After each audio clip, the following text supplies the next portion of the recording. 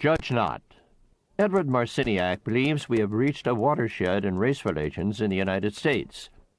It is one marked by a generation gap in black leadership. The older generation of leaders still see the nation's 34 million blacks as victims of an omnipresent racism. The new generation of black leadership has no wish to divide the nation into victims and victimizers. It hopes to unite blacks and whites in common cause. Together, they can address the social problems spinning out of the poverty of inner-city neighborhoods. Don Wycliffe, public editor of the Chicago Tribune and a black man, agrees with Marciniak that we are struggling with a new way to talk intelligently and usefully about race. Some white people, he says, seem intent on establishing their personal innocence of racial bias. Some black leaders are determined not to let the white man off the hook. He sees both stances as problematic.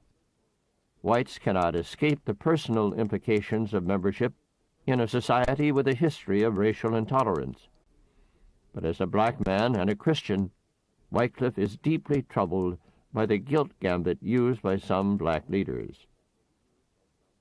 Not only is moral prosecution foolish and unbecoming, says Wycliffe, it is ineffective.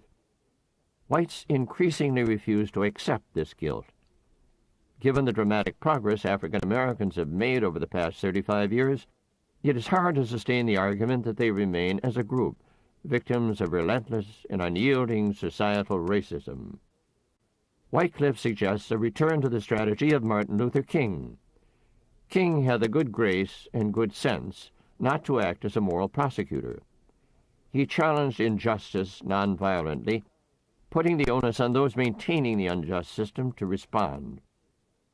It is time, Wycliffe writes, for all Americans, white, black, brown, red, and yellow, to applaud the racial revolution that has occurred in the United States.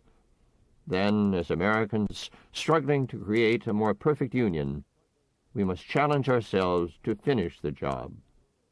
All of us, the people of these United States, have a vested interest in uprooting poverty, reducing drug use, improving schools, and making the criminal justice system more equitable.